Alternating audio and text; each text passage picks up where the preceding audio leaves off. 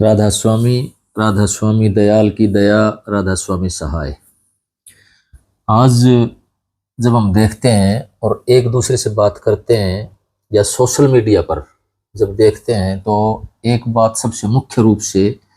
अध्यात्म में उभर के आती है कि ध्यान किस तरह से किया जाए। ध्यान करने की इच्छा लगभग हर व्यक्ति की रहती है, क्योंकि ध्यान एक वो प्रक्रिया है जिसके माध्यम से हम अपने अंदर उतर सकते हैं। ऋषियों ने यही कहा है कि जो ये ब्रह्मांड है, ये जो मैक्रोकोज्म है, इसका जो छोटा रूप है, इसका जो बीज रूप है, वो हमारा शरीर है। इसको माइक्रोकोज्म के रूप में हम जान सकते हैं, कह सकते हैं। और जो एक अंदर इच्छा होती है जानने की, ये क्या ब्रह्मांड क्या है, परमात्मा क्या है, मैं कौन हूं, तो इस तरह के अनेकों प्रश्न आदमी के अंदर उठते रहे हैं। जब से आदमी ने होश संभाला है तो ये प्रश्न उसके अंदर उठते रहे हैं, और उसने सबसे पहले कोशिश की है कि अपने अंदर झांक के देखा जाए कि मेरे अंदर क्या छुपा हुआ है। महात्माओं ने, ऋषियों ने बताया है कि उस परमात्मा की खोज करने के लिए जो हमारे सबसे नजदीक है वो हम खुद हैं, तो हमें खुद के अंदर उतर करके उसके भेद को हम जान सकते हैं। अब उसमें ध्यान के बारे में एक मुख्य रूप से जो बात रहती है, जो प्रश्न रहता है, वो ये रहता है कि मन को कंट्रोल कैसे करें।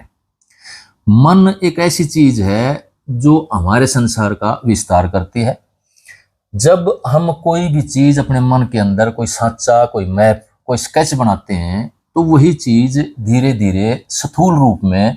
परिवर्तित हो जाती है। जैसे हमें कोई मकान बनाना होता है तो पहले दिमाग में उसका एक नक्शा बनता है, सांचा बनता है, और उसके बाद मकान के लिए जो भी आवश्यक चीजें हैं, ईंटें हैं, सीमेंट है, मिस्त्री हैं, सब कुछ जुड़ जाता है और मकान के रूप में वो नक्शा स्थूल रूप में प्रकट हो जाता है।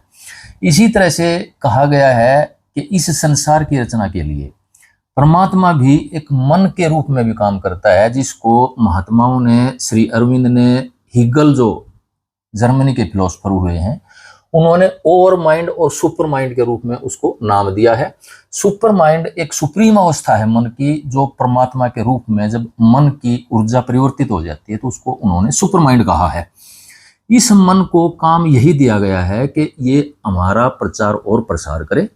जो काम इसको दे करके भेजा गया है वो काम ये बखूबी कर रहा है, लेकिन जब हम इसकी उस धार को मोड़ना चाहते हैं, कंसंट्रेट करना चाहते हैं, एकाग्रता में लाना चाहते हैं, तो वही इसका बिखराव जो संसार में फैला हुआ है या हमारे शरीर के अंदर, इंद्रियों के अंदर फैला हुआ है, उस सारी ऊर्जा को हमें समेटना पड़ता है, एकाग्रता में लाना पड़ता है। क्योंकि ये जब मन की ऊर्जा नीचे इंद्रियों की तरफ बहने लग जाती है तो ये अधोमुखी बन जाता है, और जब इसकी ऊर्जा ऊर्ध्वमुखी हो जाती है, ऊपर की तरफ जब बहने लग जाती है, तो यही इसकी जो शक्ति है, इसकी ताकत है, यही ऊपर जाकर के एक सुप्रीम रूप में प्रकट होने लग जाती है। यही आत्मा और परमात्मा के रूप में एक रसाई होने लग जाती है इसकी। तो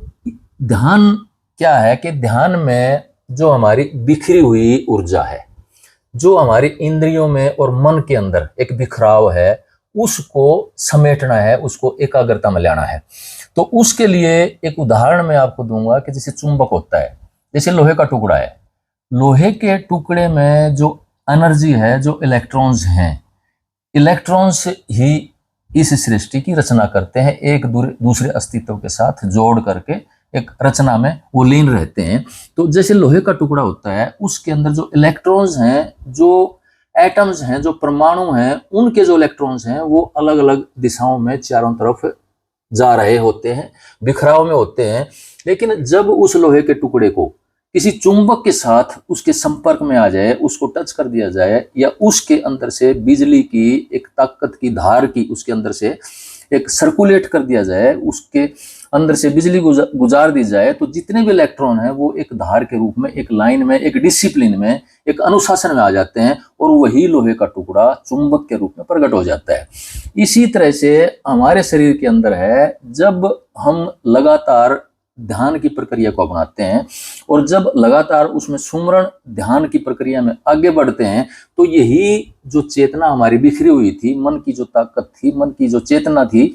वो जो बिखरी हुई थी इंद्रियों के अंदर, वो सिमट करके एक जगह पर आने लग जाती है, जिसको पतंजलि ऋषि ने अष्टांग योग में धारणा का नाम दिया है। धारणा का मतलब ये है कि जो हमारी बिखरी हुई वृत्ति है वो सारी सिमट करके तीसरे तिल पर, यानी कि आज्ञा चक्कर पे आकर के इकट्ठी हो जाती है, और वो जब सुमरण के द्वारा लगातार हम उसको जारी रखते हैं तो यहाँ धारणा होने लग जाती है। वो इसलिए कहा जाता है कि जब हम ध्यान में बैठे उससे पहले 1 घंटा 2 घंटा आप सुमरण घूमते हुए करें।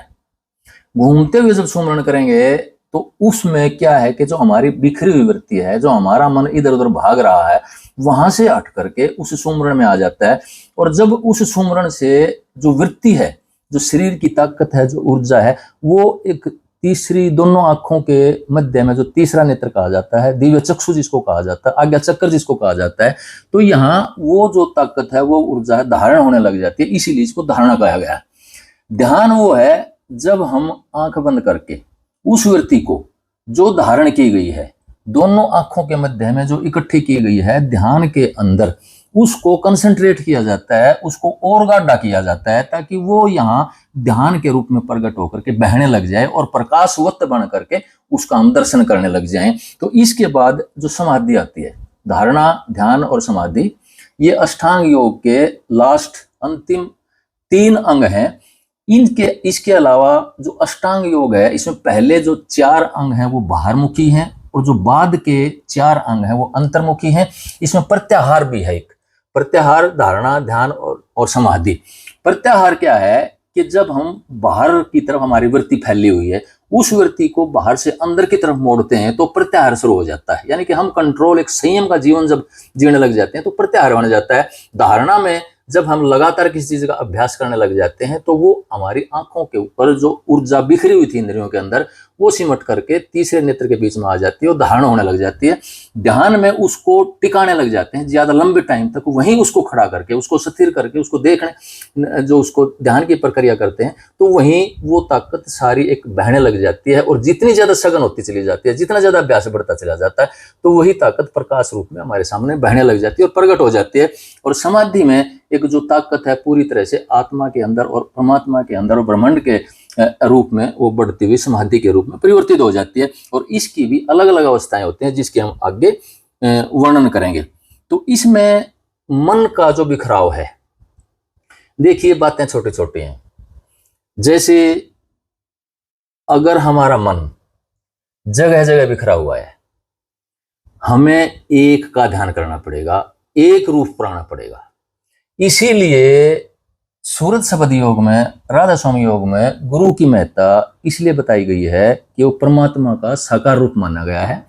और जब अलग अलग जगह हमारा दिमाग बिखरता है, मैं किसी चीज को मानता हूँ, कभी किसी चीज को मानता हूँ, कभी कोई पूजा करता हूँ, कभी कोई पूजा करता हूँ, तो इसमें हमारा मन बिखर जाता है चारों तरफ, और जो हमारी ऊर्जा है वो भी बिखर जाती है और एकाग्रता में नहीं आ पाती है। तो सतगुरु एक ऐसा माध्यम है इसमें कि सारी ऊर्जा हमारी सिमट करके उसको ही हम भगवान मानते हैं, उसको ही हम देवी देवताओं का प्रतिनिधि मानते हैं, और सभी एक परमात्मा के पूर्ण रूप में उसका प्रगटीकरण है, उसका साकार रूप है। उनके अंदर हम ध्यान जब जमाते हैं तो किसी भी तरह का जैसे बिखराव है, चाहे तीर्थ में है, व्रत में है, पूजा में है, पाठ में है, तो सब तरह से हट करके सतगुरु के अंदर आ जाता है। और जब एकता में आ जाता है तो वही ताकत जो बिखरी हुई थी एक रूप में इकट्ठी होकर के बहने लग जाती है। तो उसमें जैसे हमें एक रूप पे आना पड़ेगा, जगह जगह हमारा जो विश्वास है, अगर हमें अंदर जाना है, तो अगर हमें अंदर जाना है, ध्यान में आगे जाना है, तो उसमें हमें एक पर आना ही आना पड़ेगा। अगर हमारा मन इसी तरह से दुनियावी चीजों में बिखरा रहता है तो हम एकता के समुद्र में नहीं आ सकते हैं, उसका आनंद नहीं ले सकते हैं। इसका मैं एक एक्सट्रीम उदाहरण देता हूं आपको। हम जब ध्यान करते थे तो एक बात दिमाग में आती थी, आश्रम में भी जब जाते थे दिनोद में, तो सारे गुरुओं की फोटो लगी होती थी। सत्संगी भी क्या करते थे, उनके घरों में भी सारे गुरुओं की, स्वामी जी महाराज से लेके और जो प्रेजेंट सतगुरु होते हैं उनकी फोटो लगी हुई होती हैं। लेकिन मैंने ये महसूस किया कि इस तरह से दिमाग अलग अलग जगह बढ़ता है, इस तरह से भी। तो हमने क्या किया कि घर में केवल अपने सतगुरु की ही तस्वीर लगाई, कि उसमें, क्योंकि जो पहले रूप थे, स्वामी जी महाराज थे, शालिग्राम जी महाराज थे, शिवव्रतलाल जी महाराज थे, या जो भी महात्मा आए हैं, उनके जो रूप थे वही सारे के सारे जो साकार, जो एक प्रेजेंट, जो वर्तमान सदगुरु हैं, उनके रूप में वही आए हुए हैं, वो अलग अलग नहीं है। इसलिए जब हम ये समझ कर लेते हैं कि स्वामी जी महाराज के रूप में जो महात्मा आए थे, जो संत आए थे, वो भी मेरे सतगुरु ही थे, और शालिग्राम जी के रूप में प्रकट हुए वो भी मेरे ही सतगुरु थे। वही आत्मा, वही परमात्मा की धार एक शरीर से दूसरे शरीर के अंदर जैसे प्रकट होने लग जाती है, जिस तरह से हम सिखों में 10 गुरुओं को मानते हैं कि वही एक परमात्मा की धार अलग अलग शरीरों में आकर के काम करती है। तो उस तरह से जैसे एक रूप में ही आज तक भी घर में एक सतगुरु का ही चित्र लगाया हुआ हमने, ताकि एक बिखराव में ना रहें और अंदर भी हम बिखराव में ना आए। तो उस तरह से जब एकता के रूप में हम आ जाते हैं तो वही सतगुरु रूप हमारे अंदर प्रकट होने लग जाते हैं। तो अगली जो वीडियो आएंगे उसमें हम बताएंगे कि वो जब अंदर इकट्ठे होने लग जाती है तो किस रूप में प्रकट होने लग जाती है, किस रूप में सदगुरु के हमें दर्शन होने लग जाते हैं, और कौन से दर्शन ऐसे हैं सदगुरु के जो हमें ध्यान की तरफ ले जाते हैं, जो हमें नाद की तरफ ले जाते हैं, जो उसके नूरी स्वरूप की तरफ ले जाते हैं। तो इसमें राधा स्वामी योग में सतगुरु के स्थूल रूप से किस तरह से सूक्ष्म और कारण और महाकारण रूप में हम जाते हैं, तो ध्यान की प्रक्रिया में किस तरह से आगे बढ़ते हैं, तो इसका जो अगली जो वीडियो आएंगी उनमें हम वर्णन करेंगे। राधा स्वामी।